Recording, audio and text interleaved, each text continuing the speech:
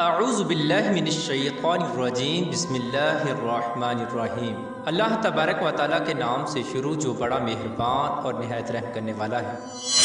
دنیا کی تاریخ میں ایسے بہت سارے بادشاہ اور فرعون گزرے ہیں جن کو ان کی بادشاہت اور دولت کے نشے نے مغرور بنا دیا اور وہ تکبر میں آ کر خدائی کا دعویٰ کر بیٹھے۔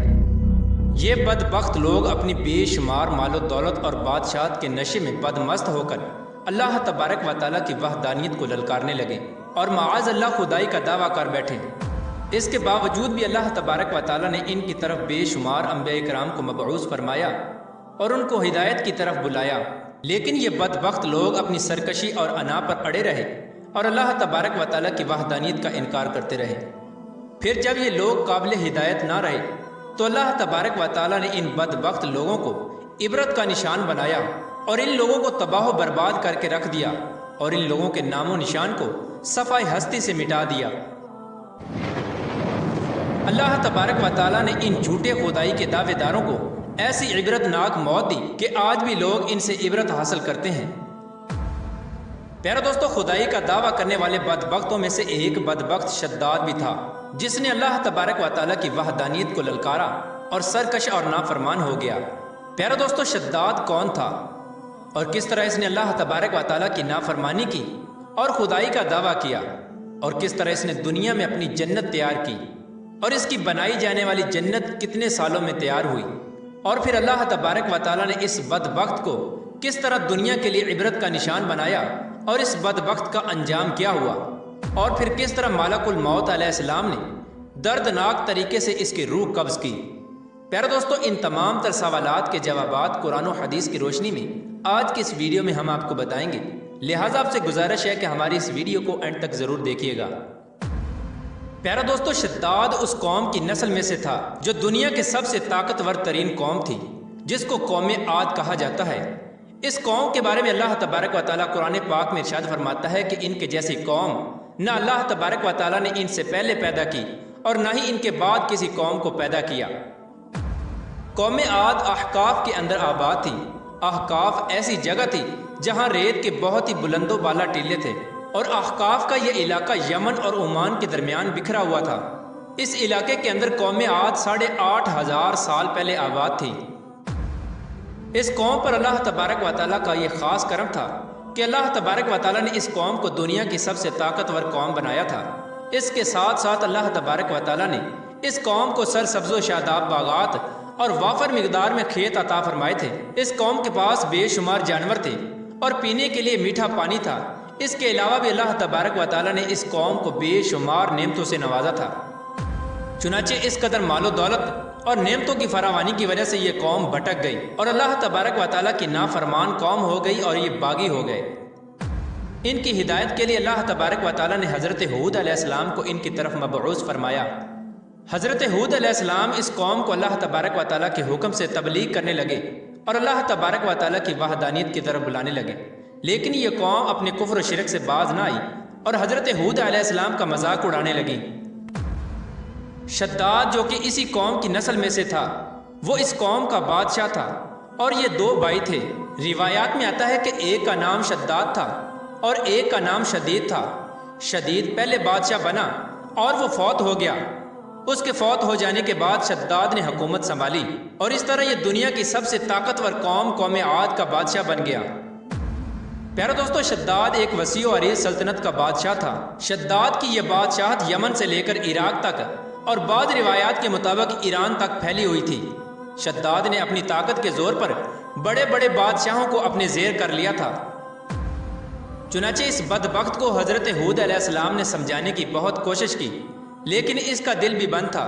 چنانچہ جب حضرت ہود علیہ السلام نے شداد کو اللہ تبارک و تعالیٰ کی وحدانیت کی طرف بلایا اور ایک خدا کی عبادت کرنے کا حکم دیا، تو اس وقت شداد اور حضرت ہود علیہ السلام کے درمیان ایک زبردست مکالمہ ہوا، جس کے نتیجے میں شداد نے حضرت ہود علیہ السلام سے پوچھا کہ اگر میں اللہ تبارک و تعالیٰ پر ایمان لے آؤں تو مجھے کیا حاصل ہوگا؟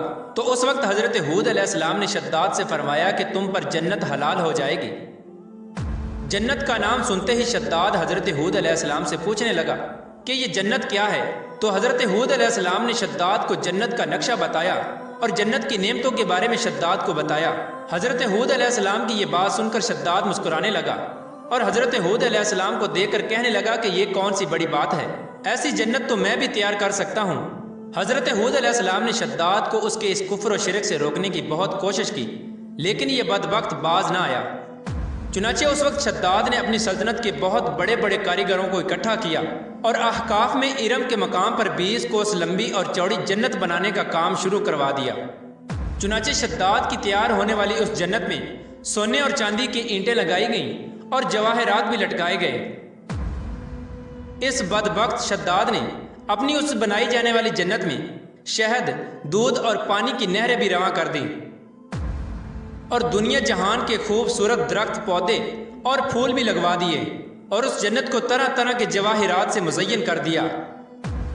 قوم عاد چونکہ پہلے ہی بلند و بالا پہاڑوں کو تراش کر محلات بنانے کے اندر ماہر تھی اور شداد کی سلطنت میں تو یہ فن عروج پر تھا، چنانچہ ریت کے ان بلند و بالا ٹیلوں پر بہت بڑے بڑے ستون کھڑے کر دیے گئے اور ان بلند ستونوں پر بڑی بڑی سونے اور چاندی کی عمارتیں بنا دی گئیں۔ شداد نے یہ فیصلہ کیا تھا کہ جب تک اس کی بنائی جانے والی جنت تیار نہ ہوگی اس وقت تک وہ اپنی جنت کے اندر قدم نہیں رکھے گا۔ چنانچہ شداد کے حکم کے مطابق جنت تیار ہونے لگی اور شداد اپنے محل کے اندر بے صبری کے ساتھ جنت کا کام مکمل ہونے کا انتظار کرنے لگا۔ شداد کی اس جنت کو تیار ہونے میں 12 سال لگے۔ 12 سال کے اندر جب یہ جنت مکمل تیار ہو گئی اور اس کو طرح طرح کے ہیرے جواہرات سے مزین کر دیا گیا اور طرح طرح کی خوبصورتی سے مزین کر دیا گیا، تو اس وقت شداد کو اس کی جنت کے تیار ہونے کا پیغام پہنچا دیا گیا۔ چنانچہ شداد جنت کے تیار ہونے کا پیغام سنتے ہی بہت خوش ہوا اور شداد اپنی جنت کو دیکھنے کے لیے اپنی فوج کو ساتھ لے کر جنت کی طرف نکل پڑا۔ چنانچہ شداد ابھی جنت کے دروازے پر پہنچا ہی تھا کہ اس نے اپنے سامنے ایک شخص کو کھڑا دیکھا۔ شداد اس شخص کو دیکھتے ہی پہچان گیا اور اپنے حواریوں سے کہنے لگا کہ یہ شخص مجھے جنت میں داخل نہیں ہونے دے گا۔ تو اس وقت شداد کے حواریوں نے شداد سے پوچھا کہ یہ شخص کون ہے اور یہ جنت میں کیوں نہیں داخل ہونے دے گا؟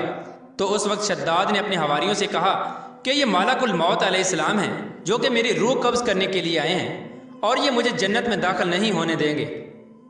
اس وقت شداد بدبخت ملک الموت علیہ السلام سے عرض کرنے لگا کہ مجھے صرف اپنی جنت میں قدم رکھنے کی مہلت دے دی جائے، لیکن اللہ تبارک و تعالیٰ کی طرف سے مقررہ فرشتے نے جواب دیا کہ مجھے اللہ تبارک و تعالیٰ کی طرف سے حکم ہے کہ میں تجھے تمہاری جنت کے اندر قدم نہ رکھنے دوں۔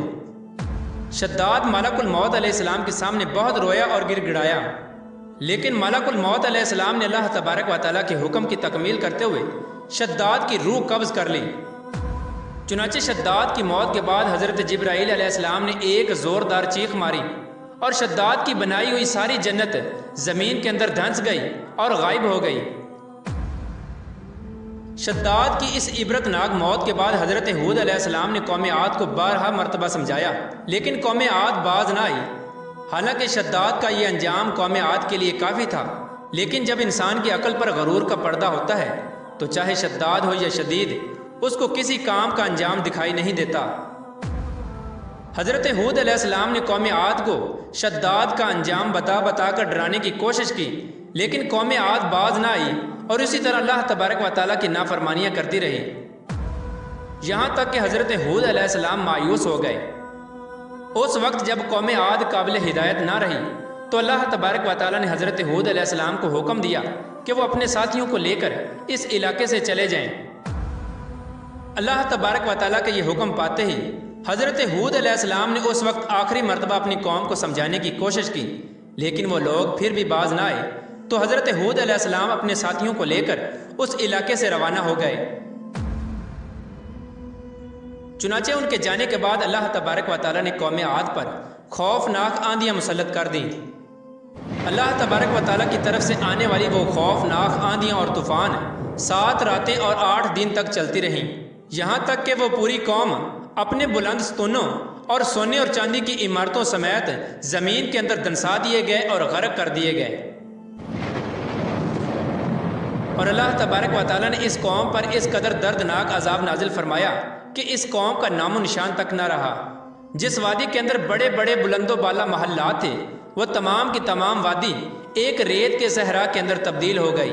قوم عاد کے اس علاقے کو اللہ تبارک و تعالیٰ نے اس طرح زمین کے اندر غرق کر دیا کہ وہاں پر صرف اور صرف ریت کے ٹیلے باقی بچے اور کسی بھی چیز کا نام و نشان نہ بچا۔ پیارو دوستو، اس طرح اللہ تبارک و تعالیٰ نے شداد اور اس کی قوم کا عبرت ناک انجام کیا اور ان لوگوں کو صفحہ ہستی سے مٹا دیا۔ اللہ تبارک و تعالیٰ سے دعا ہے کہ اللہ تبارک و تعالیٰ ہمیشہ اپنے حضور عاجزی اور انکساری کے ساتھ زندگی گزارنے کی توفیق عطا فرمائے اور حضور صلی اللہ تعالیٰ علیہ وآلہ وسلم کے بتائے ہوئے راستے پر چلنے کی توفیق عطا فرمائے۔